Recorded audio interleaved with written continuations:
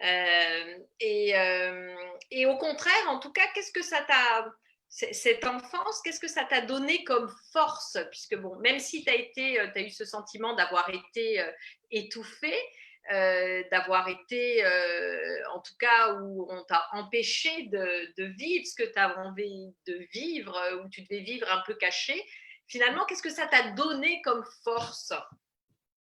Ça m'a donné envie, bien évidemment, de sortir de ce carcan et puis Ah, d'aller frapper à toutes les portes à chaque fois que l'occasion s'en présentait. Et effectivement, dans les premières années de mon parcours professionnel, j'aime pas tellement le mot de carrière, hein, je préfère parcours professionnel. Carrière, je trouve que c'est assez connoté, ça ne me correspond pas. Moi, j'aime bien le mot parcours. J'ai été, comment dirais-je, frappée à toutes les portes, à chaque fois que j'en ai eu besoin, et jamais, j'avais absolument pas froid aux yeux, quoi. J'étais le contraire de la petite fille bien sage qu'on avait imaginé que je sois. ouais, c'est ça. Donc en fait, ça t'a permis de développer une force et Oui, cette recherche de performance et de super-performance et de guerrière et super warrior qui t'a évidemment apporté des forces et à la fois aussi forcément quand le curseur il est un peu trop fort, forcément ça crée aussi des inconvénients. Et justement, bah, tu as vécu des hauts et des challenges dans ton parcours qui t'ont fait grandir, bien sûr, hein, comme tout à chacun, c'est des apprentissages. Et ça fait sens avec ton histoire, car on ne s'attire pas les choses pour rien. Évidemment, quelle est la première confidence que tu peux nous faire par rapport à un challenge de ton parcours que tu as vécu en tant que femme? j'ai pas mal de confidences à faire.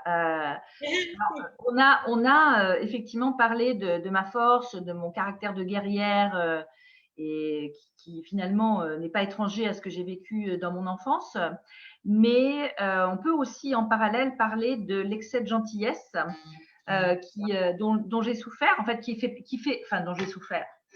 Je ne sais pas si je peux dire que j'en ai souffert, parce que je pense que maintenant, comment dirais-je, cette qualité fait partie de moi-même et une de mes caractéristiques. Et je pense que c'est ce qui me, oui, c'est ça, c'est ce qui me,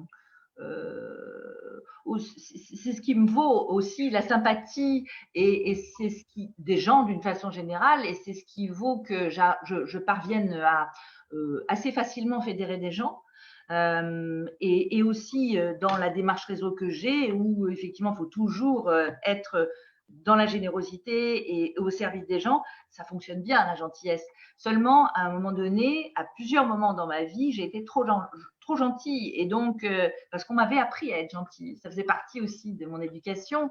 Et du coup, quand on est trop gentil, euh, comment dirais-je, euh, ça peut, euh, comment dirais-je, vous jouer des tours parce que on se fait plus facilement avoir que d'autres qui le sont moins. Voilà. Donc la gentillesse c'est bien, mais on est parfois moins armé pour se défendre quand on est trop gentil, parce qu'on voit effectivement le bien partout, alors que de temps en temps, vous êtes un petit peu tordu pour voir que des choses se trament dans votre dos, etc. Donc voilà, si j'avais une première confidence à faire, c'est celle-là. La gentillesse dont on m'a toujours qualifiée, ça m'a pas toujours aidé. Seulement maintenant, je suis totalement en paix avec ça parce que c'est totalement en phase avec ce que je fais maintenant. Mmh. Et en plus, Après, oui, oui, vas-y, vas-y. effectivement, au jour d'aujourd'hui, on met très très en avant l'intelligence émotionnelle. Et je pense que l'empathie, la générosité, la gentillesse, ça fait partie justement des qualités qui font qu'on socialise facilement. Exactement. Et quelque part, quand on est une femme, ça fait vraiment partie de cette énergie féminine et de ces qualités féminines fortes. Et après, pour moi, finalement, le revers de la gentillesse, il apparaît souvent dans nos parcours plus par rapport à des blessures qu'on a qui ne sont pas réparées et dont on s'attire. Plus que par, je dirais, un excès de gentillesse à un moment donné, par exemple, des problématiques de blessures, de rejet, d'abandon, de trahison, ou etc. C'est souvent parce qu'on a vécu des choses dans le passé qui fait que on va se les attirer pour quelque part travailler dessus. Voilà. Après, je ne pense pas que ce soit un problème de gentillesse. Ça va venir plutôt de blessures, de différentes choses qu'on peut avoir et que finalement on va continuer à s'attirer parce que finalement c'est ce qu'on croit, c'est ce qu'on vit et c'est ce qu'on a encore à l'intérieur de soi, quoi. Ces charges, elles sont là, qui fait qu'à un moment donné, forcément ça rayonne encore dans notre subconscient et on va se les attirer. Et justement, j'ai envie de te dire par rapport à ce que tu dis, si tu as un exemple précis, tu vois, de choses qui dans ton parcours, dans les bas, une confidence précise, tu vois, avec un exemple où tu as vraiment ressenti une vraie difficulté. Alors, il y a eu un moment dans ma vie où donc j'ai été à plusieurs reprises entrepreneur, enfin une fois entrepreneur avant de l'être maintenant avec la société que je porte aujourd'hui. Et à cette époque, donc j'étais entrepreneur. J'avais un mari, comment dirais-je, qui montait un restaurant, alors que effectivement, il avait longtemps été en charge du groupe de restauration familial, voilà. Donc, il montait lui-même un restaurant, mais alors qu'il avait dirigé jusque-là un restaurant de la gare de Lyon, pour ne pas le nommer, donc de grande catégorie, on va dire.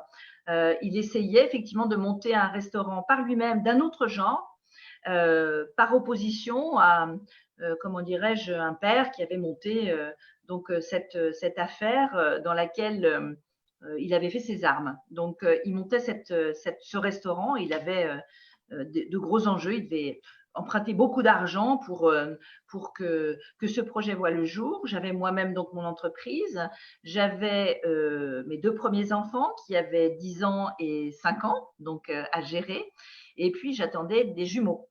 Donc, on est en 1994. Et en fait, je me suis mise complètement de côté pour gérer à la fois mon ex-mari qui avait des doutes sur sa capacité à réussir ce projet entrepreneurial qui avait énormément d'importance à ses yeux parce qu'il fallait qu'il prouve quelque chose à son père.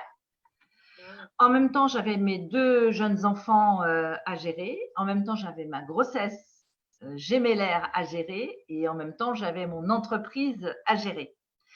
Et je me suis trouvée à cette époque-là, donc j'avais 35 ans, hein, ouais, on est en 1994, dans une souffrance, on va dire, physique et épouvantable. C'est-à-dire que, en fait, j'aurais eu besoin qu'on s'occupe de moi alors que j'étais celle qui s'occupait de tous les autres. Et à la fois, voilà, donc à la fois des enfants, à la fois du papa, à la fois l'entreprise et les collaborateurs. Et alors qu'effectivement, j'aurais eu besoin de beaucoup d'attention. Et évidemment, j'ai fait le lien après. J'ai accouché prématurément, donc 2 mois prématurément, et j'ai perdu un de mes jumeaux. Donc, ça a été un moment de ma vie extrêmement difficile. Oui, je me voilà. doute. Oui, et une cicatrice qui s'est refermée très longtemps après. On va dire que ça fait pas si longtemps que ça. Finalement, peut-être 4 ou 5 ans que j'arrive à en parler comme ça, publiquement. D'accord. Oui, ok. Oui, donc ça a été une période difficile où finalement, tu as eu le sentiment de tout porter. C'est ça. Et même financièrement à cette période-là. Et puis finalement, personne ne s'occupe de toi et à un moment donné, tu te trouves seule et tu perds le bébé. Et je perds le bébé et effectivement, quelque part, quelques temps après, mon ex-mari a finalement échoué dans son business. J'ai moi-même échoué dans mon business et nous avons divorcé. Oui, c'est ça. Donc, Alors que, effectivement, comme il avait échoué dans son business, j'avais dû, pour maintenir, comment dirais-je, un standard de vie acceptable pour mes enfants, j'avais dû emprunter beaucoup d'argent. oui, c'est ça. J'étais la seule, comment dirais-je, du foyer qui était solvable. Voilà. Donc, Ça. à un moment donné, je me suis réveillée, c'était pas terrible. C'est ça. Donc là, tu as eu, ça a été vraiment le bas, Noir, ouais, le trou noir, le trou le plus bas noir. de ta vie, en fait, hein, c'est Tout à ça. fait. Et comment toi, en tant que femme, toute cette période, comment est-ce que tu l'as, finalement, comment est-ce que tu l'as vécu? Parce que je crois que finalement, tu as porté les dettes Bah, c'est-à-dire jusqu'à qu'en fait, tel temps. oui, je l'ai vécu comme une injustice, hein, bien évidemment, mais ceci étant, pendant 20 ans, j'ai remboursé des choses que j'avais empruntées pour finalement compenser des défaillances de mon ex-mari, du père de mes enfants. Je porte encore un petit peu cela, j'ai presque fini, mais c'est 20 ans après. Hein. Donc, effectivement, ces 20 ans, quelque part, ont été dédiés à gagner ma vie pour rembourser des dettes, quoi. Donc, et pas du tout pour faire autre chose que ça, quoi. Oui, c'est ça. Donc un sentiment de trahison aussi quelque part. Injustice, trahison, mais comme tu le sais, ma vie, à la fois professionnelle et personnelle, a été jalonnée effectivement de trahison, peut-être De aussi trahison. parce que je suis excessivement gentille. Mmh. Oui, oui. Et, après, effectivement, il y a un lien certainement avec ton papa aussi, Aussi. tu vois, qui fait le lien par rapport à tout ce que tu as pu vivre dans l'enfance où, quelque part, bah, finalement, quand on ne l'a pas réparé, on continue malheureusement à se la tirer. Et effectivement, tu, tu l'as retrouvé beaucoup dans ton parcours finalement. Et moi, j'ai envie de mettre aussi l'accent sur finalement, tu as, un beau parcours aussi. Il y a une belle période magnifique de ton parcours. Est-ce que tu peux nous en parler? Parce que vraiment, c'est une période qui a été belle juste avant celle-là, et qui a été très constructive finalement, et où là, c'était plutôt les moments de gloire que Alors tu as bon, vécu effectivement, pour en précédemment. revenir, voilà, on a parlé des moments difficiles, mais il y a eu de très beaux moments. Alors, il y a eu de très beaux moments, des moments difficiles, et à nouveau des très beaux moments. Hein, je vous rassure, tout va très bien maintenant. C'est ce qui est formidable. Sinon, je ne serais pas là aujourd'hui, hein, à vous prouver que oui, la résilience, ça existe. Donc, en fait, je suis sortie de cette école de commerce en 1980 que personne ne connaissait. Donc, petit épisode au passage, à 21 ans, quand on est une femme en 1980, titulaire d'un diplôme que personne ne connaît, je peux vous dire que c'est très difficile de trouver du travail, surtout quand les recruteurs, à chaque entretien, vous posent des questions du style: est-ce que vous savez taper à la machine, ou enfin, des choses comme ça, quoi. Hein. Donc, on est dans les années 80, et je peux vous dire qu'on me l'a posé à de multiples reprises, cette question. J'ai été recrutée par, comment dirais-je, les Herbiers de Provence pour être responsable franchisé. Et puis, malheureusement, au bout d'un an, donc il m'a fallu quand même un an pour vendre ce diplôme et me vendre aussi. Et puis, au bout de 3 mois, malheureusement, les Herbiers de Provence ont été rachetés par La Vie Claire de M. Bernard Tapie. Ce qui fait qu'en fait, je me suis retrouvée sur le carreau au bout de 3 mois. Et je me suis dit à ce moment-là, c'est pas possible que tous mes copains avec qui j'avais fait prépa, qui ont intégré HEC, ESSEC, Subdeco, etc., ils ont pas, comment dirais-je, eu de difficultés à trouver leur premier job. Pourquoi? Bah, c'est parce qu'ils s'appuyaient sur un réseau qui était puissant, qui était bien ancré, bien développé sur le territoire, et aussi parce qu'ils s'appuyaient sur une association d'anciens élèves qui proposait des services d'insertion professionnelle très performants. Et donc, du coup, j'ai été voir la direction de l'EAP et j'ai dit: mais comment se fait-il qu'on n'ait pas d'association d'anciens élèves structurée? Et à ce moment-là, la direction m'a dit: d'autres, comment dirais-je, anciens élèves des promotions antérieures à la tienne se sont posé la question et sont en train de créer quelque chose, rejoins-les. C'est là que, effectivement, j'ai rejoint 3-4 alumni de l'EAP et que nous avons ensuite bien développé le réseau des anciens élèves de l'EAP. Et à ce moment-là, Ouais, j'ai pris conscience aussi que c'était important quand, comment dirais-je, quand on cherchait un job, quand on avait besoin de quelque chose d'une façon générale, de s'en ouvrir autour de soi, hein, parce qu'il ne faut pas garder les choses pour soi, contrairement à ce qu'on m'avait dit dans mon éducation. Et quand on a besoin d'aide, il faut aller la chercher. Et donc j'ai il faut aller la parlé. demander. Pardon? Il faut aller la demander, Il faut aller la effectivement, et se demander. la Voilà, vie exactement. Donc j'ai été chercher de l'aide et puis finalement, ma belle famille, hein, qui m'a proposé finalement ce deuxième job. Et là, j'ai commencé une carrière donc dans les RH, un parcours, pardon, dans les RH. Ouais. Et puis, grâce à un prestataire de service dans les RH pour lequel j'avais travaillé avec succès dans cette entreprise, peu après la naissance de mon premier enfant, j'ai été sollicitée par ce prestataire de service qui avait justement à installer paye, comptabilité, facturation dans un grand groupe de nettoyage industriel. Et il avait pour idée non seulement de vendre les produits et les services, bien évidemment, mais de vendre la personne qui allait s'occuper avec succès probablement de son implantation. Et donc, Et du coup, ouais. Excuse-moi, je te coupe. J'ai envie de mettre l'accent sur quelle relation tu avais avec ce vice-président, parce que il y avait quand même une relation très particulière, et c'est le haut de ton parcours où finalement jusqu'à présent, la reconnaissance était difficile, tu étais dans la lutte, dans le combat pour vraiment prendre ta place de femme, hein, et aller la chercher. Et là, même si tu as persévéré, etc., là, il y a une vraie reconnaissance. Quelle relation tu avais avec ce vice-président? Puis qu'est-ce qu'il a représenté pour toi finalement dans ta vie? Parce que il me semble que c'est un point, c'est un vrai pilier. Tu as vécu quelque chose de fort dans ton parcours à ce moment-là. Est-ce que tu peux nous en parler? Parce que c'est un. Voilà. et effectivement, j'ai fait un bout de chemin dans ce groupe de nettoyage industriel. Et ce monsieur, effectivement, en était le vice-président, mais j'ai occupé un certain nombre de fonctions, sachant que effectivement, j'étais toujours preneuse d'une mobilité. C'est-à-dire que chaque année, lors de mon entretien d'évaluation, je demandais d'abord, comment dirais-je, une compensation salariale, hein, par rapport à, comment dirais-je, ce que j'avais fait. Et j'étais toujours la première à lever le doigt quand une nouvelle mission se présentait. Donc j'ai été d'abord en charge d'un service administration du personnel, et puis ensuite j'ai installé la micro-informatique dans 80 agences. J'ai formé le personnel utilisateur, si bien que je connaissais à la fois le siège et les agences. Et à ce moment-là, effectivement, le monsieur dont il s'agit, le vice-président du groupe, voyant en moi un haut potentiel, me propose de créer la direction de l'audit opérationnel qui n'existait pas dans ce groupe et qui était assuré jusque-là par 2 militaires à la retraite. Donc, j'ai eu à constituer une équipe d'auditeurs.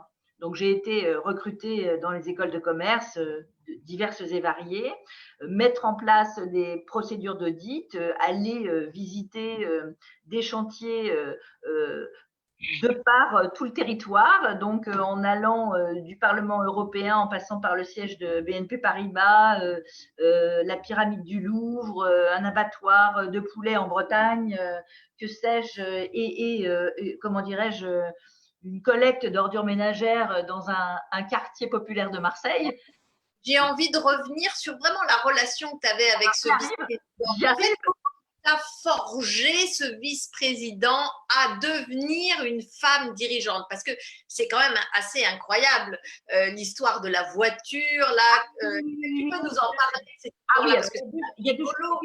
Effectivement, c'est un monsieur qui m'a poussé dans mes retranchements, c'est-à-dire qu'il me faisait faire des choses dont a priori je n'étais pas capable, mais parce que je ne voulais pas le décevoir. C'était un peu comme mon père, mais c'était un peu un Pygmalion en fait, hein. C'est quelqu'un qui m'a poussé dans mes retranchements et qui m'a obligé, entre guillemets, à faire des choses extraordinaires, comme par exemple conduire sa grosse voiture à 200 à l'heure sur l'autoroute pour qu'on aille plus vite à un rendez-vous qui était 2 heures après, ou comment dirais-je, tenir le manche de son petit avion, bien sûr avec lui à mes côtés, bien évidemment, alors que j'avais jamais, comment dirais-je, appris à piloter. Donc, effectivement, il avait toujours un œil sur moi, bien évidemment, il ne le montrait pas trop, mais quelque part, j'étais dans l'obligation de réussir ce qu'il me donnait à faire, à la fois au plan professionnel et sur ces épisodes dont on parle là, il y en a d'autres. Et effectivement, c'est comme un Pygmalion, ça a été quelqu'un qui a été un révélateur pour moi, un révélateur et en même temps qui m'a donné conscience que j'étais capable de faire de grandes choses, alors que je n'en suis pas moi-même convaincue nécessairement, quoi. Voilà. Oui, c'est ça. Donc ça, c'est intéressant parce que dans ton parcours, là, on a vraiment un élément où là, tu t'attires un mentor, hein, un vrai père spirituel qui te porte et qui te reconnaît dans ce que tu fais, même si ça te demande de te challenger, voilà, de développer ton audace, de faire plein de choses, mais en tout cas, ça a été très constructif. Et là, tu avais cette reconnaissance, en tout cas, elle est forte et elle est présente dans ton parcours avec toute la confiance que ça a pu t'apporter. Donc, en tout cas, c'est toujours aussi s'entourer de mentors, c'est quelque chose d'important dans son parcours, dans sa vie, parce que ça nous permet de gagner des années, quoi. Et puis, ça nous développe. On va plus vite et on a une certaine confiance et ça c'est très important et souvent c'est ce qui va nous aider à réussir, hein. Le mentoring, en tout cas c'est très important, ça nous montre le modèle, hein. C'est les neurones miroirs, c'est ce qu'on appelle l'épigénétique. L'influence que l'environnement a sur nous, c'est énorme, quoi. Ça nous décuple très rapidement nos capacités et en tout cas nos comportements changent très rapidement. En tout cas, voilà. Après, il y a eu un moment difficile aussi que tu as vécu quand tu as construit ta société et que tu l'as développée. Qu'est-ce qui s'est passé au bout de quelques années? Puisqu'en fait, ta société, tu l'as montée juste derrière cette entreprise quand tu as quitté cette entreprise. Ouais, j'ai quitté cette entreprise de nettoyage industriel pour suivre justement le vice-président du groupe qui me proposait de le rejoindre dans la construction d'un groupe multiservice européen. Or, comme j'avais fait des études à vocation internationale et qu'il me manquait cette composante, donc moi j'ai accepté de le suivre. Donc l'idée, c'était effectivement de diriger la filiale française de ce groupe multiservice européen qui avait un certain nombre d'activités de main-d'œuvre, entre guillemets, donc nettoyage industriel, travail temporaire, marketing service. Ce monsieur est parti s'installer en Suisse, où était le siège européen de la société, et m'a laissé diriger la filiale française. Malheureusement, il est décédé au bout de 2 ans. Donc ce fameux mentor dont tu parles si bien. Et donc, comment tu l'as vécu pour toi, je voudrais partager quand même un moment, comment dirais-je, important, c'est que mes clients ne se voyaient pas partir avec de nouveaux actionnaires et mes clients m'ont dit, Isabelle, c'était des gros clients, hein, c'était IBM Europe, c'était la division Philippe Textile de Dupont de Nemours, c'était Euro Disney, donc bon, c'était pas n'importe quoi comme client. Et ils m'ont invité gentiment à créer ma boîte parce que si je crée ma boîte, eh bien, ils partaient avec moi. Donc, avant effectivement que ce monsieur qui était mon mentor ne décède, j'ai éprouvé le besoin d'aller lui demander l'autorisation, sa bénédiction finalement pour créer ma boîte parce que j'avais pas envie moi d'avoir comment dirais-je, à le trahir, parce que je le ressentais comme ça, quoi. Hein. Donc, effectivement, ne fais pas aux autres ce que tu n'aimes pas qu'on te fasse, n'est-ce pas? Donc, ça te rappelle quelque chose. Donc j'ai été effectivement quelque part lui demander sa bénédiction 3 mois avant sa mort, et de cette façon-là, j'ai créé ma boîte L'âme en paix, j'ai envie de dire. C'est ça, oui, parce que c'est la boîte que tu crées, forcément, était concurrente. Évidemment. À la leur. Okay. C'est ça. Donc, oui, donc c'est quelque chose de fort. Et cette société, tu l'as développée effectivement du démarrage, voilà, jusqu'à son plein essor. Et finalement, qu'est-ce que tu en tires comme apprentissage? Qu'est-ce qui s'est passé? Alors, ce qui s'est passé, c'est qu'à un moment donné, elle a tellement grossi, elle s'est tellement bien développée qu'il a fallu que je m'entoure et que au-delà des équipes que j'avais constituées, qui étaient plutôt des équipes opérationnelles, il fallait que je m'appuie sur quelqu'un qui était un peu mon alter ego. Et en fait, j'ai recruté quelqu'un qui n'était pas quelqu'un de confiance. Mais en même temps, j'avais mes enfants, mes problèmes familiaux aussi qui commençaient à se dessiner, hein, puisque mon ex-mari montait sa boîte de son côté, etc. Donc, j'ai recruté une personne qui finalement, au bout de 2 ans, m'a embarqué 40% de mon chiffre d'affaires et je ne l'ai absolument pas vu venir. Donc voilà, j'ai été aussi trahie par une personne que j'ai recrutée et qui m'a accompagnée partout en rendez-vous client et qui a effectivement dans mon dos, sans que je ne m'aperçoive de rien, je n'avais pas pris les précautions d'usage, je n'avais pas fait le contrat qu'il fallait parce que j'étais dans la confiance et aussi dans l'urgence. C'était dans ma nature. Donc là, effectivement, j'ai été trahie. Mais fort heureusement, elle s'est plantée au bout de 2 ans. Et effectivement, quand ma boîte était en redressement judiciaire, au moment où effectivement j'ai été contrainte, où j'étais contrainte de la liquider, en fait, je ne l'ai pas liquidée parce que j'ai pu récupérer dans mon fonds de commerce tous les clients qui étaient partis avec elle, qui sont revenus, si je puis dire, la queue entre les jambes, en me disant, Isabelle, on veut revenir avec vous. Et à ce moment-là, finalement, j'ai été réintégrée dans une entreprise qui a racheté mon fonds de commerce et qui m'a reprise en tant que directrice Île-de-France pour toutes les opérations donc sur Île-de-France. Et donc, du coup, quelque part, mon honneur était sauf parce que j'offrais une suite à mes clients. Et en même temps, moi, j'avais pas d'interruption de salaire. Enfin, en tout cas, j'avais toujours des ressources, sans interruption. Ceci étant, je l'ai mal vécu parce que quand on a été 7-8 ans à son compte et qu'on redevient salarié, qu'il faut faire du reporting, respecter des horaires, etc., c'est pas commode. C'est pas commode. Et puis, effectivement, tu sortais de quelque chose de douloureux où c'est quand même une trahison, encore une fois, dans ton parcours qui t'amène à lutter, à combattre, où tu t'attires encore ça. Donc, c'est intéressant parce qu'on voit cette blessure de l'enfance, en tout cas, qui te poursuit dans différents événements de ta vie et qui forcément fait son chemin. Et a des conséquences voilà, qui sont celles-ci et qui sont pas faciles, en tout cas qui sont pas faciles à vivre, hein, forcément. Et du coup, qu'est-ce que tu as mis en place pour t'en sortir? Est-ce que tu t'es fait accompagner? Comment t'as rebondi, tu vois, personnellement? Mais en fait, ce qui s'est passé, c'est que pendant toutes ces années, j'avais animé le réseau des anciens élèves de l'EAP, hein, il ne faut pas l'oublier, et que fil conducteur. Un fil conducteur. Et du coup, en 99, donc ICP EAP fusionne. Et moi, j'étais administratrice de l'association des anciens EAP en France. Et là, on est venu me chercher pour dire, pour réaliser l'intégration des 2 réseaux d'alumni, en fait. En me disant, Isabelle, finalement, tu connais bien l'histoire du réseau EAP.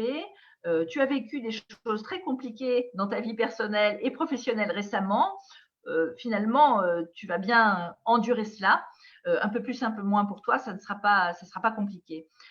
Donc, du coup, j'ai abandonné tous les mandats que j'avais à l'association des anciens élèves de l'EAP. Je suis devenue déléguée générale de l'association des anciens élèves et j'ai liquidé l'association des anciens élèves de l'EAP jusqu'à ce qu'elle soit intégrée dans la nouvelle association des anciens élèves fusionnée. Voilà.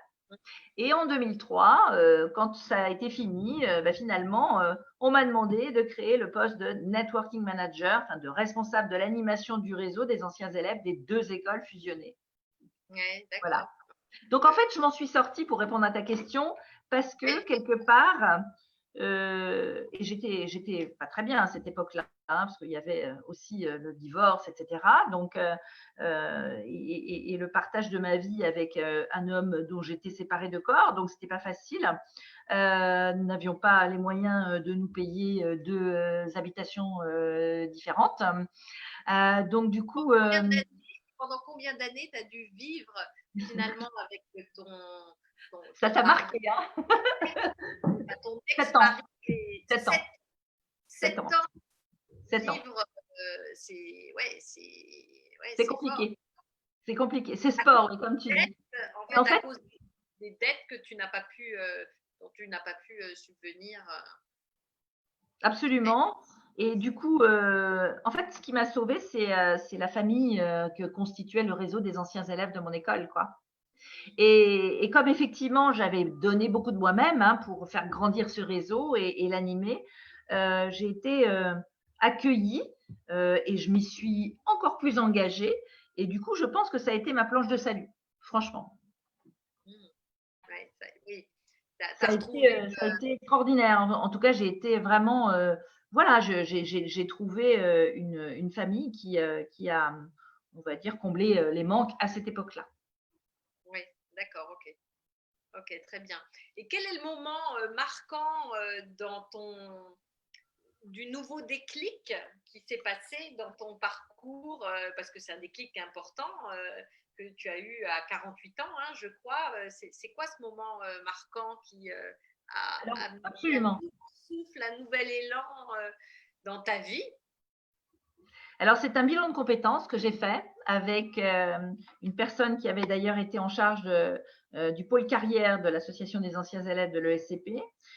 Et qui, parce que je savais absolument pas finalement ce que je serais en capacité de faire après. J'avais l'impression que finalement tout ce parcours que j'avais eu n'avait ni queue ni tête. J'avais été dans diverses fonctions, j'avais été, comment dirais-je, dans des secteurs d'activité extrêmement différents, la restauration, le nettoyage industriel, le marketing service, ça n'avait ni queue ni tête pour moi. Mais en fait, si, puisque finalement la révélation, ça a été que j'étais faite pour créer du lien.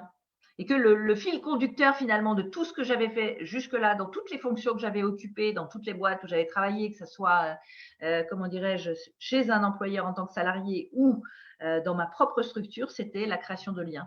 Donc ça a été un révélateur. Et quelque part, donc j'ai attendu 2-3 ans d'avoir les reins à nouveau suffisamment solides pour me relancer à mon compte et construire une nouvelle société, une nouvelle entreprise qui est celle à la tête de laquelle je suis aujourd'hui.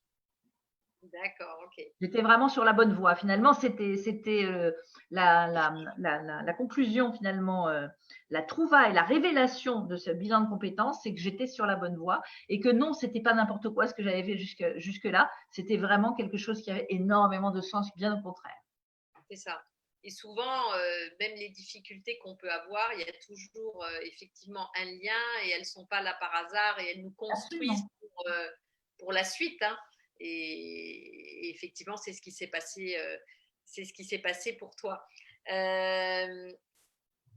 Tu m'as parlé aussi que finalement, tu as retenté des associations dans ton entreprise. Et Absolument. Ouais.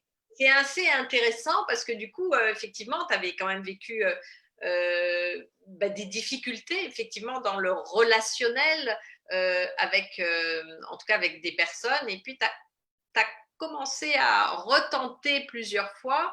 Est-ce que tu peux en parler? Finalement, c'est quoi qui t'a fait voilà, vouloir retenter les associations et finalement, est-ce que tu as fait, est-ce que tu n'as pas fait et au final, qu'est-ce que tu as décidé? Oui, j'ai retenté des associations parce que je n'étais bien évidemment, et ça c'est l'évidence, j'étais pas sûre de moi, j'étais pas effectivement convaincue, j'étais en capacité finalement de faire progresser une entreprise toute seule. Et en fait, plusieurs fois d'affilée, 3 fois d'affilée, donc j'ai été 3 fois de suite, j'ai été, comment dirais-je, convoitée par des associés potentiels qui voyaient en moi, comment dirais-je, l'associé idéal pour ouvrir la voie grâce vers des partenariats ou des collaborations grâce à mon carnet d'adresses finalement et grâce à mon réseau. hein. Mais donc, il y avait envisagé pour moi des choses que je n'avais pas choisi de faire, mais qui ne me correspondaient pas. Sauf que j'étais à la tête d'un carnet d'adresses qui était vachement intéressant pour eux.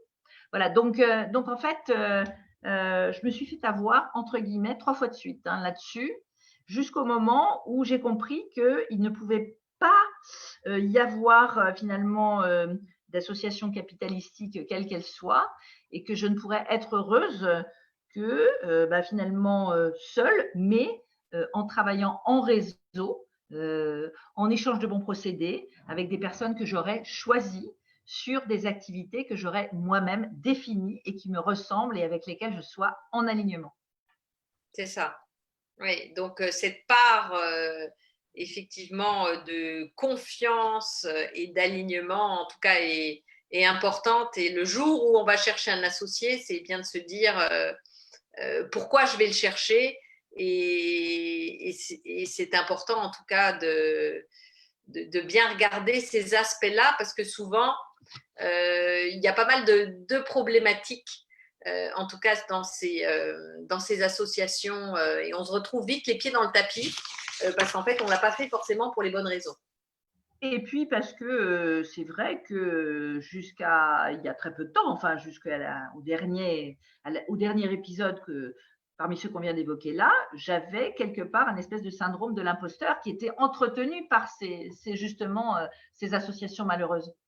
C'est ça. En tout cas, toutes les difficultés que tu as pu vivre ont ravivé les blessures et forcément ont donné quelque part du grain à moudre à ces blessures et ont validé ces croyances et ces difficultés. Donc forcément, à un moment donné, ben, on rentre dans un engrenage et c'est pas forcément évident de s'en sortir pour développer sa confiance, surtout quand on a eu des événements qui sont allés dans le sens inverse, voilà. Mais finalement, quand on regarde ton passé, tu en as eu plein. Tu as eu plein de belles victoires, plein de beaux succès. Quand on voit aujourd'hui, et puis même tout le bénévolat que tu as pu faire, toutes les belles réussites que tu as eues dans la création la fusion des réseaux, le développement des réseaux d'anciens, c'est assez incroyable. Et puis même dans ton parcours, cette mise en lien, cette connexion, cette belle générosité et ce don que tu as et que tu apportes aux uns et aux autres, c'est tout juste magique. Et aujourd'hui, est-ce que tu peux nous parler des événements que tu développes justement, qui donnent sens à ta mission en lien avec les startups, en lien avec les entrepreneurs, parce que ça donne finalement beaucoup de sens à ce que tu nous as dit tout à l'heure dans ta mission. Alors oui, effectivement, j'ai plusieurs. C'est vrai qu'on a parlé tout à l'heure du fameux bouquin, Tu te lèves et tu décides. Je voudrais quand même faire une petite parenthèse parce que c'est une rencontre avec une femme extraordinaire qui s'appelle Pascale Joly qui m'a permis effectivement de coécrire avec elle ce bouquin et qui a été un peu un révélateur. Et j'ai décidé vraiment de me concentrer sur ma mission de vie finalement, ce pourquoi je suis faite, le networking. Et donc, du coup, grâce à la rédaction de ce bouquin, d'abord, j'ai mis en place une méthodologie qui me permet d'accompagner les décideurs sur la construction et le pilotage de leur démarche réseau pour les aider à atteindre un objectif précis. Quand je dis les décideurs, c'est des entrepreneurs, mais aussi des gens qui sont en repositionnement professionnel, par exemple, qui ont un réseau mais qui ne savent pas très bien comment l'aborder.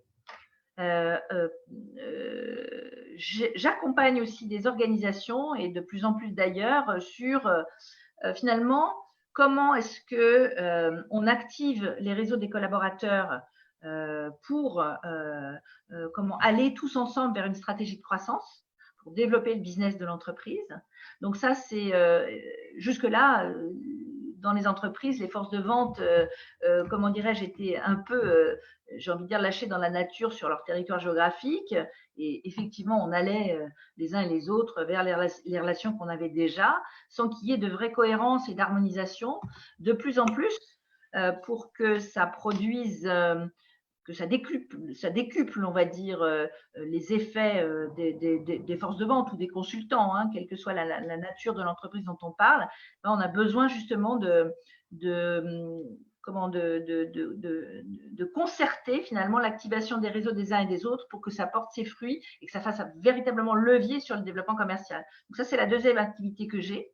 Ensuite, je suis très, très, comment dirais-je, proche d'étudiants entrepreneurs dans le cadre d'un concours de start-up que j'organise depuis 8 ans maintenant, qui s'appelle Engrenage, que j'organise pour le compte d'un groupe d'enseignement supérieur privé. Donc l'idée, c'est sur 5 mois, aider des porteurs de projets étudiants à faire grandir leur entreprise et les amener jusqu'à la création de leur entreprise et de les amener à se faire financer, à se faire accompagner par vraiment des professionnels de l'entrepreneuriat, un petit peu en mode The Voice des startups, hein, c'est un peu ça, Engrenage. Oui, c'est ça. On est accompagné depuis 2 ans et ça a l'air de bien vouloir tenir par le CIC dans ce beau concours qui voit l'émergence de jolis succès.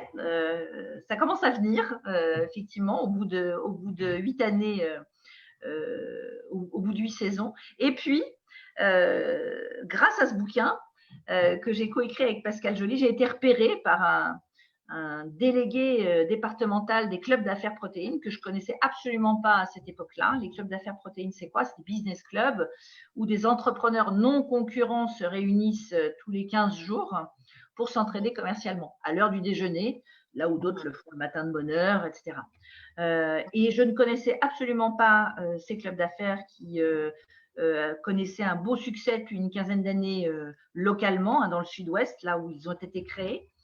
Et à ce moment-là, ce monsieur me dit, puisqu'il est délégué pour les Hauts-de-Seine, avec le profil que vous avez, est-ce que ça vous tenterait d'animer un business club sur le 92? Et donc, j'avais le choix entre Neuilly et Boulogne. J'ai choisi Boulogne, mais je vais la faire courte. En fait, j'ai souhaité que ce club soit exclusivement féminin. Parce que, effectivement, j'avais identifié une opportunité de marché, un segment de marché qui n'était pas encore occupé.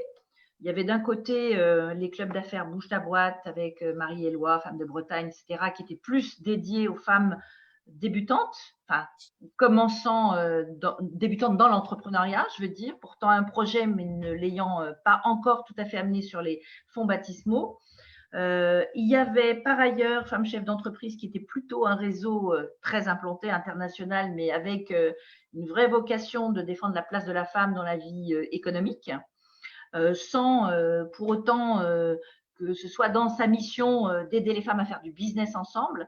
Et je me suis dit, tiens, c'est intéressant parce que ce réseau de business club qui a vraiment une particularité, c'est comment dirais-je, de mettre l'humain au cœur du business.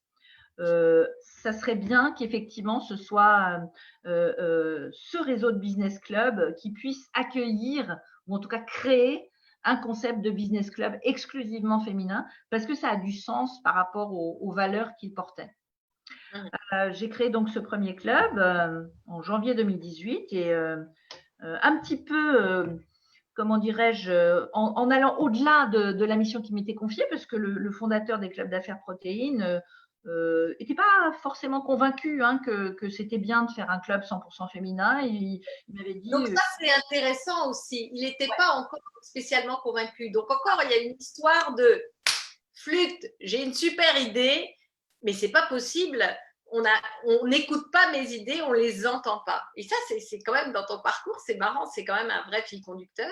Mais comme tu persévères, au bout de quelques années ou quelques mois, en tout cas, tu t'organises, tu lâches pas ton idée et tu as bien raison et tu vas au bout.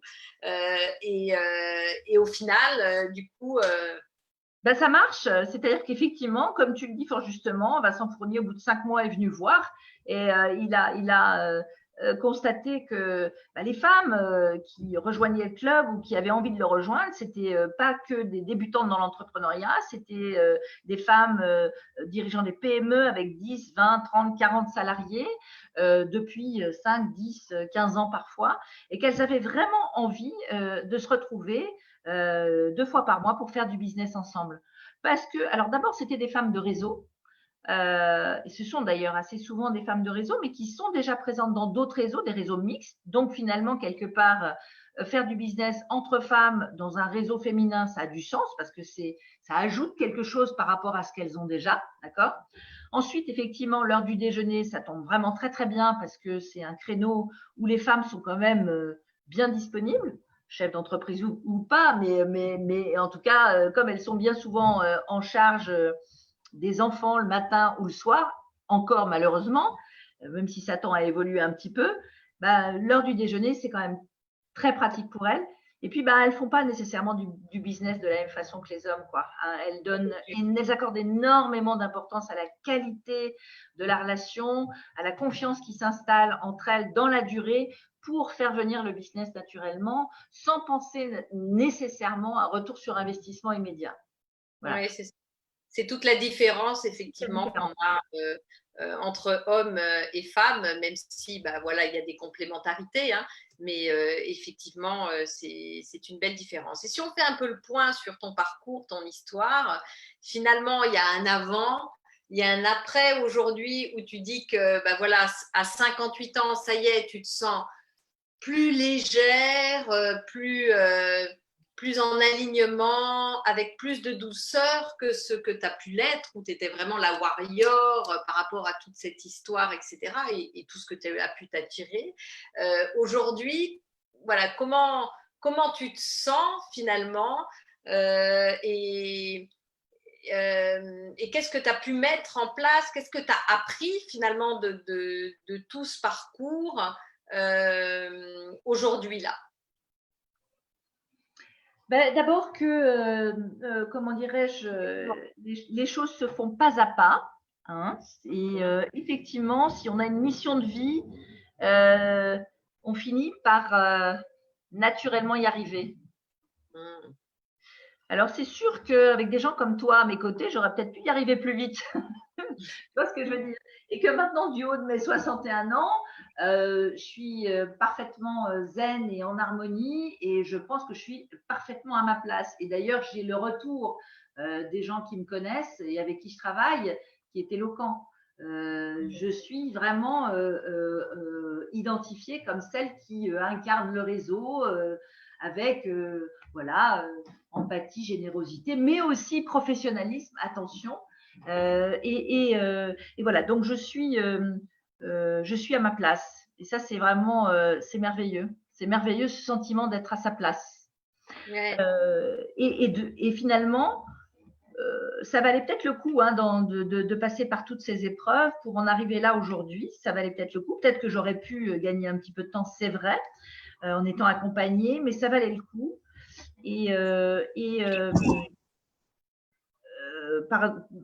Je pense que si j'avais à c'est une victoire en soi pour moi, si tu veux, d'avoir réussi finalement à mettre en musique tout ça pour arriver à ce qui me correspond tout à fait aujourd'hui. Et tu le disais en entrée de cet échange, que j'avais pas l'impression du tout de travailler, parce qu'en fait, je suis vraiment dans ma mission de vie, donc je suis à l'aise et donc un petit peu comme si j'étais en vacances, un petit peu comme si je m'amusais tout le temps. Enfin, il y a parfois des situations qui sont difficiles à gérer, bien souvent des conflits entre des gens, du management, etc., qui n'est pas forcément évident, qui est un peu prise de tête, mais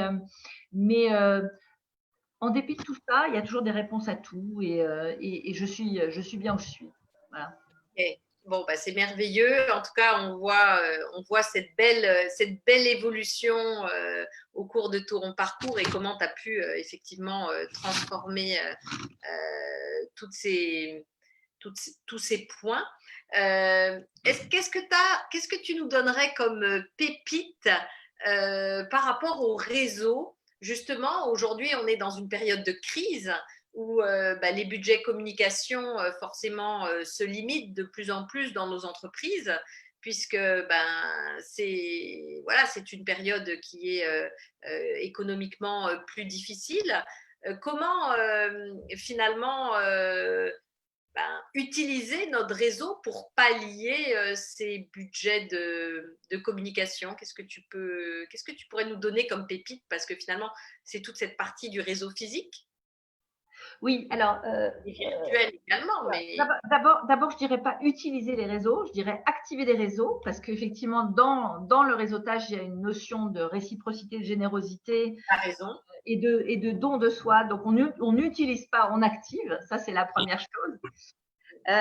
Ensuite, effectivement, que ce soit des hommes et des femmes et des organisations, c'est à mon avis ceux qui sauront tirer parti de l'activation de leur réseau, qui sauront s'en sortir et qui sauront peut-être mieux que les autres rebondir. Donc, effectivement, pendant le confinement, on a vu énormément, comment dirais-je, d'intérêt, on va dire, accru pour le réseautage. On a vu fleurir des visioconférences sur comment développer ses réseaux, comment tirer parti de l'algorithme de LinkedIn, comment développer son réseau en ligne, etc. Je veux insister sur le fait que c'est sûr qu'on a des outils digitaux et c'est absolument magnifique ce que l'on peut faire, mais en fait, pour développer son réseau, il faut être à la fois sur les réseaux sociaux et dans la vie réelle. Et que, en fait, ce qui fonctionne très très bien, c'est d'être totalement en congruence, en harmonie, en cohérence entre ce que l'on est sur les réseaux sociaux et ce que l'on est dans la vraie vie. Donc, sachant que les réseaux sociaux, ça n'est jamais qu'un outil au service de l'humain. Il ne faut pas l'oublier. On ne doit pas être esclave de cet outil-là. Et c'est cet outil qui doit être à notre disposition pour finalement décupler notre pouvoir et notre faculté à activer notre réseau. Donc voilà, ça c'est la première chose que je dirais. La deuxième chose que je dirais, c'est que ok, le confinement c'est fabuleux, il faut bien sûr faire du réseau, particulièrement maintenant, mais en fait non, il faut faire du réseau tout le temps. Il ne faut pas faire du réseau uniquement quand on en a besoin, il faut en faire tout le temps, parce que quand on en fait tout le temps, quelle que soit la situation dans laquelle on est ou la situation économique de son activité, on aura une réponse et on pourra activer, grâce à son réseau, on pourra activer son réseau à bon escient. Alors que si on se met à faire du réseau uniquement quand on en a besoin, c'est-à-dire maintenant parce qu'on est en difficulté, ça ne va pas porter ses fruits tout de suite parce que le réseau induit une notion de temps long. Donc, c'est tout le temps qu'il faut en faire du réseau. Il ne faut surtout pas s'arrêter, même quand ça va aller mieux. C'est ça. Et plus on en fait dans le plaisir, dans le don, dans l'amour, quelque part de découvrir des nouvelles personnes, plus c'est plaisant et plus ça marche. En fait, le réseau, c'est d'abord la générosité, quoi. C'est d'abord savoir rendre service aux autres et puis se positionner en étant finalement à la disposition des autres pour les aider. Donc d'abord, effectivement, être dans l'écoute active et faire parler les gens d'eux-mêmes pour mieux être en capacité de leur apporter quelque chose et de leur offrir nos services. Oui, oui. Très bien. Et effectivement, plus on va être dans le cœur. Qui donne reçoit, comme dirait l'autre. Oui, c'est ça. Plus on va être dans le cœur, plus ça va fonctionner, et en tout cas au naturel. Dans le cœur, dans la sincérité, absolument. Alors, faire du réseau, ça n'est pas uniquement échanger des cartes de visite, attention. Et en fait, faire du réseau, c'est vraiment se connecter à l'autre pour comprendre qui il est au plus profond de lui-même et savoir comment on peut l'aider. Comment on peut le mettre en relation avec telle ou telle personne, comment on peut lui donner telle ou telle information qui va lui permettre d'avancer. Voilà, c'est comment se connecter à l'autre pour devancer finalement la question. C'est ça, c'est cette recherche perpétuelle de se dire « Ah tiens, tu fais ça, tiens, je connais un tel, tiens, je vais pouvoir me connecter. » Mais ça, il faut téléguider, il faut que ça soit vraiment naturel. C'est ça. Oui. Sans y penser, quoi. Et puis après, comme tu dis, c'est quelque chose qui s'apprend aussi, tout s'apprend. Et à un moment donné, on n'a pas forcément ça de manière naturelle pour X raisons, parce qu'on peut être dans je reste caché, voilà, et surtout les femmes, elles peuvent avoir aussi des difficultés à se montrer, à se rendre visibles. Le syndrome de l'imposteur est encore très présent. Et donc forcément, c'est quelque chose qui s'apprend et puis qui se travaille aussi de l'intérieur, parce qu'une fois qu'on est bien aligné avec soi-même, qu'on a assumé, incarné qui on était, et que c'est vraiment assumé, à partir de là, on a envie de faire, et qu'on est aligné, comme tu dis, on a envie de faire rayonner au monde cette belle mission, en tout cas qui nous porte, quoi. Oui, tout à fait, tout à fait. Je voudrais revenir sur une chose, tu dis ça s'apprend, ça s'entretient. Tu as tout à fait raison. Le networking, et d'ailleurs c'est un peu mon rêve. Hein, effectivement, si j'avais un rêve. D'ailleurs, si tu avais un rêve, ce serait lequel? Est-ce que tu peux nous parler de ton rêve? Oui, voilà. Mon rêve, parce qu'il se trouve que je vais donner quelques cours de plus en plus dans l'enseignement supérieur, hein, sur justement pour sensibiliser les étudiants de l'enseignement supérieur, généralement alors qu'ils s'apprêtent à sortir de leur bachelor ou de leur master, à la nécessité de faire du réseau alors qu'ils sont encore sur les bancs de l'école. D'accord? Et pour moi, mon rêve serait que le networking, ça soit une discipline que l'on enseigne dans toutes les bonnes écoles, dans toutes les grandes écoles, hein, au même titre que la finance, que la compta, que le marketing, que voilà. Pour moi, c'est ce qu'on appelle un hard skill, le networking. C'est une discipline qui s'apprend, et qui s'entretient et qui nécessite de l'entraînement, tu l'as dit tout à l'heure. Donc, et c'est quelque chose dont ces jeunes, hein, qui s'apprêtent à comment dirais-je, entrer dans le marché du travail, auront besoin toute leur vie. Donc, il faut, voilà, c'est d'intérêt général, j'ai envie de dire, hein, il faut absolument que cette discipline, comment dirais-je, soit traitée au même titre que le français, que sais-je, les langues étrangères, etc. Pour que, particulièrement en France, les jeunes acquièrent finalement les bons réflexes. Nous sommes en retard par rapport aux pays anglo-saxons. Par rapport à l'heure, mais voilà, tu as tellement de choses intéressantes à nous raconter, c'est formidable. Et je vais en arriver à ma dernière question. Qu'est-ce que tu aimerais qu'on dise de toi, qu'on se souvienne de toi? Tu vois, qu'est-ce que… Waouh, comment dirais-je, qu'est-ce que j'aimerais qu'on se… finalement, comme de celle qui a finalement œuvré toute sa vie au service de la reconnaissance de cette belle discipline qui est le networking. Voilà, que je sois quelque part euh, assimilée, ou en tout cas que je fasse partie de la famille de tous ces gens, et nous sommes quelques-uns, hein, à l'être, qui finalement œuvrent pour que cette discipline soit reconnue, enseignée, diffusée, partagée. Voilà, j'aimerais bien ça. En tout cas, que cette mission de vie, elle puisse se porter comme Elle continue de rayonner après moi, quoi. Tu vois ce que je veux dire? Enfin, c'est ça, ouais. en fait. Hein. C'est envie Ouais. de transmettre ça. Et c'est tellement important, en fait, cette connexion, parce que finalement, on s'aperçoit, l'être humain, les êtres humains, on est tous connectés et reliés les uns aux autres. Et en fait, le réseau, c'est tout simplement, enfin, dans ma vision à moi, comme tu le dis, de la connexion. Et en fait, les êtres humains sur cette terre, on est tous reliés. Donc à la base, finalement, avec le réseau, on revient à l'essence même, finalement, des lois universelles et du fonctionnement des êtres humains, quoi. Donc c'est quand même… heureuse de te l'entendre dire. Et oui, donc c'est quand même intéressant quand on prend un peu de hauteur, on s'aperçoit que finalement, voilà, c'est la base, je dirais, des relations, du monde. Et d'ailleurs, on est en meilleure santé, hein, quand on côtoie des gens, quand on socialise. On était malheureux là pendant le confinement. On était malheureux. Pourquoi? Parce qu'on ne voyait pas les gens. C'est ça. Parce qu'on ne pouvait pas, comment dirais-je, partager avec eux tout ce qu'on a l'habitude de partager. Et en fait, c'est quelque chose, c'est effectivement double effet qui se coule. Hein. Le networking, c'est quelque chose qui peut t'aider à atteindre ton objectif et en même temps, ça t'aide à te maintenir en forme. C'est ça, parce que ça donne une énergie, Oui, ça donne beaucoup d'énergie. Ça. Et puis, c'est les rencontres qui font que, à un moment donné, voilà, on va s'attirer situations, personnes, circonstances. Effectivement, si on a de magnifiques choses à dire au monde, mais qu'on les laisse sur son canapé, eh bien, forcément, ça ne va pas se développer. Et puis, les idées naissent dans les échanges, dans la co-construction, et le réseau sert à ça. Tout à fait.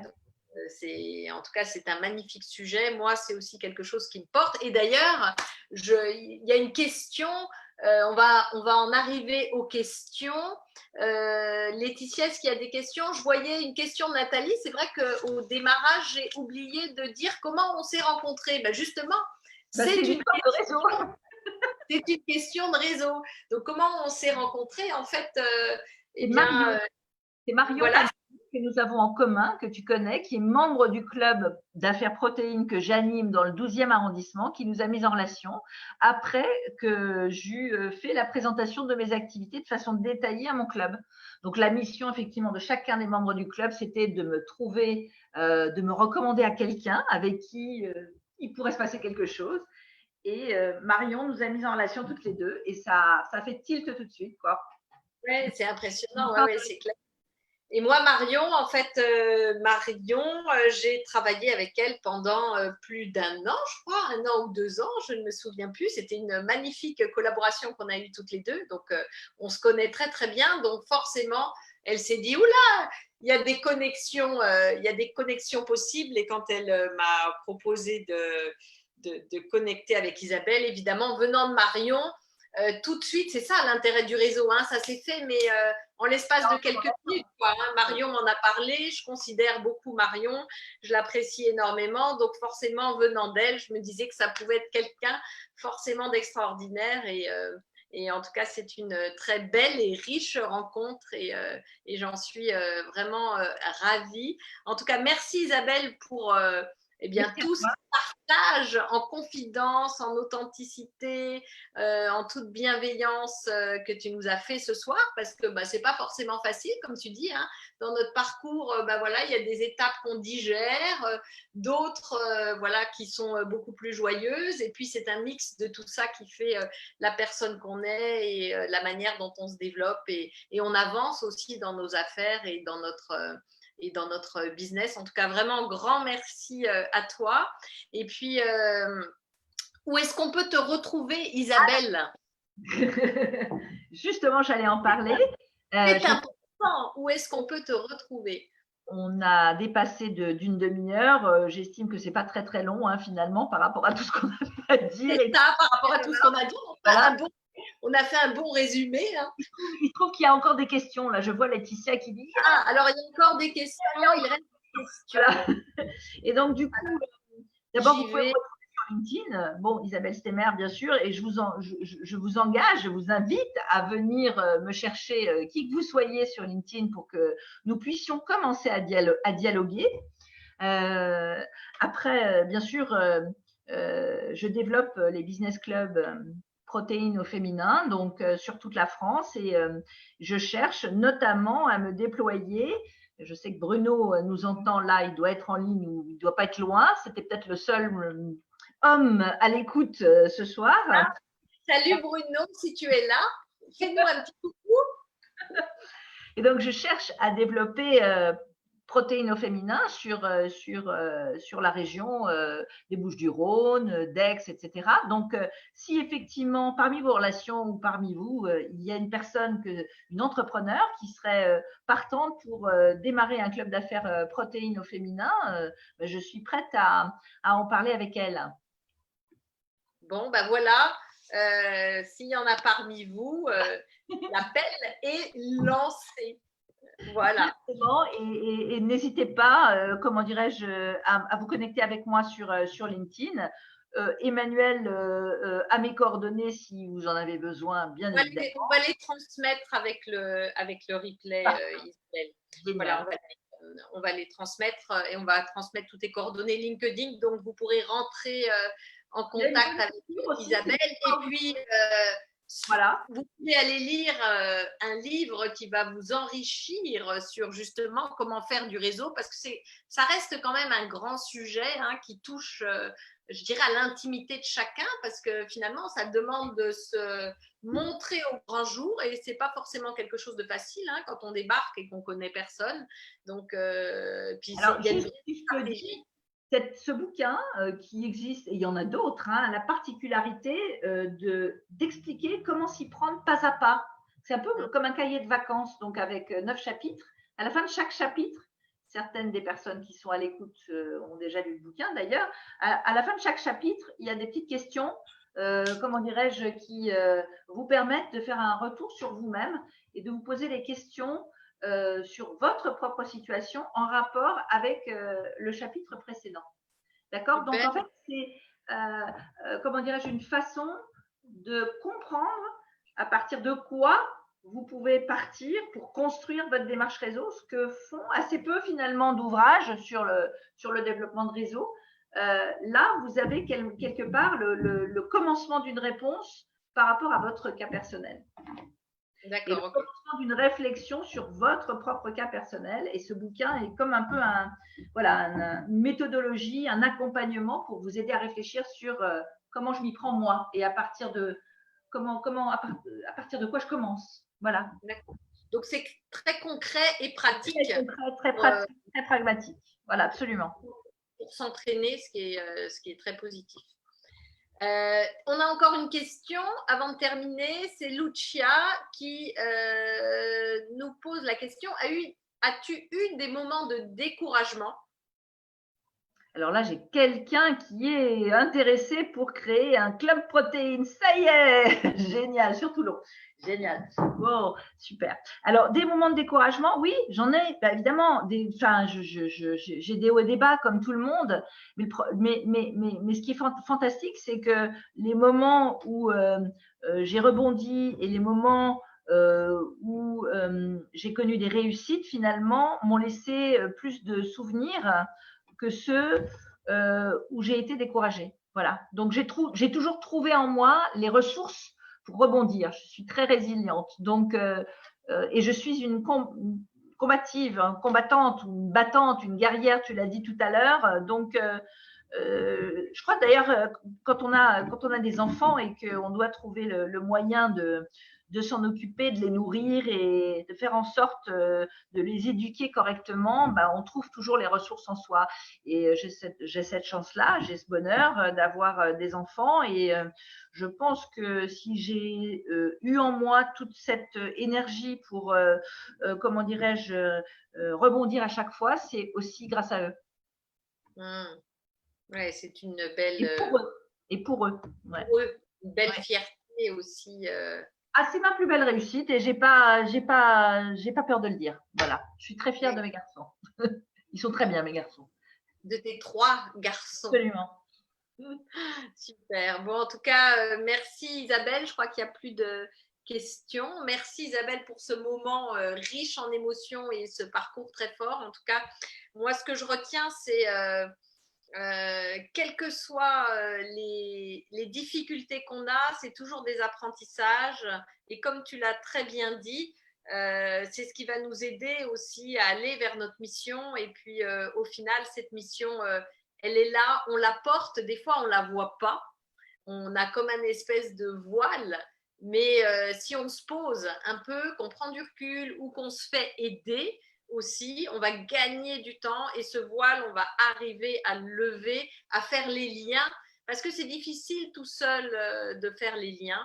Et ensuite, on va s'en libérer pour pouvoir effectivement construire et avancer vers l'avenir et surtout révéler qui on est sans ces freins qui viennent nous, c'est le cas de le dire, nous freiner, voilà, et qui sont aussi constructifs. Maintenant, au niveau de l'actualité Ebanel, eh bien justement, ça me Ça me permet de rebondir.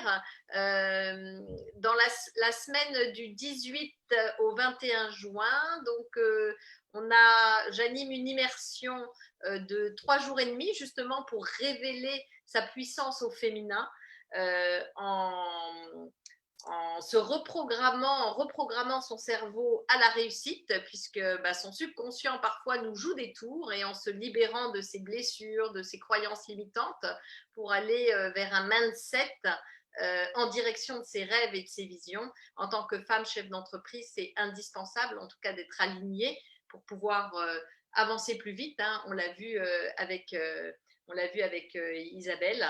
Et donc, c'est 3 jours et demi où vous allez en tout cas complètement revisiter votre histoire, votre passé pour vous en libérer et mieux construire et clarifier l'avenir, et surtout avoir les outils pour pouvoir en tout cas transformer l'intérieur, pour pouvoir en tout cas adopter les bonnes stratégies externes, mais ça vient de l'intérieur. Donc en fait, c'est ce qu'on va faire pendant 3 jours et demi et qui va vous permettre de tracer une route qui vous ressemble et qui est alignée. Et sachez que vous avez aussi 1 mois de suivi avec cette immersion qui vous permet toutes les semaines de travailler sur du fitness, de transformation neuro-émotionnelle, justement pour pouvoir aller vers vos rêves et vos visions. Parce que l'idée, c'est de s'entraîner comme un champion.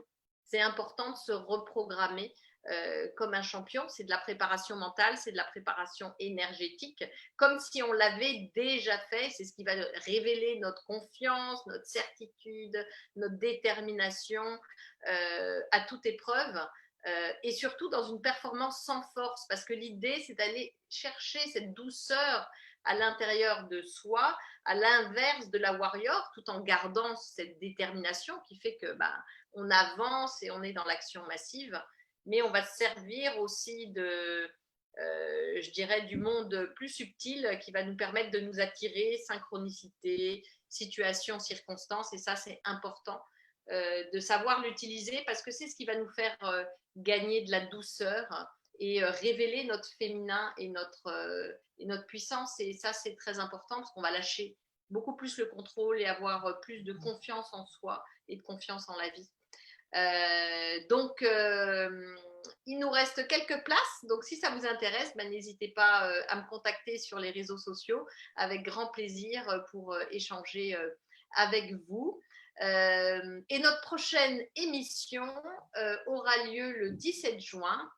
Et c'est une femme, Aline Bertagne, que nous accueillerons, présidente de la société Sudair, qui est une société basée sur des technologies de l'impression 3D. Et donc, vous découvrirez son parcours aussi magnifique et incroyable d'ici 15 jours à la même heure. Voilà, il ne me reste plus qu'à te souhaiter en tout cas une belle soirée, Isabelle, et te remercier pour ce moment plein d'émotions que tu nous as fait passer. Et puis voilà, on va trinquer toutes les deux. Alors moi, je suis à l'eau, hein, mais c'est pas grave. On va trinquer toutes les deux et on trinque avec vous pour ce joli moment. Merveilleuse soirée, en effet. Voilà. Et puis on vous souhaite une belle évolution dans votre carrière de femme dirigeante et de femme chef d'entreprise. Et on vous dit à très bientôt. Et on vous souhaite une belle soirée, parce qu'il est déjà 22h44. Merci Emmanuelle, à bientôt. D'avoir écouté. Merci Isabelle. Au revoir. Au revoir. Au revoir Nathalie Acker. Voilà, Nathalie, il faut absolument que je la contacte là. C'est la personne qui veut devenir qui veut animer un club protéines féminin sur Toulouse. Donc je note. Très bien. À bientôt. C'est une de mes clientes, donc je pourrais te mettre en contact avec elle. Ah, génial. Bon, tu vois, on n'a pas fini de se parler, hein, Emmanuelle. C'est ça, exactement. Bon. Je te dis à bientôt, Isabelle, et encore merci, on s'appelle. Ça va. Au revoir.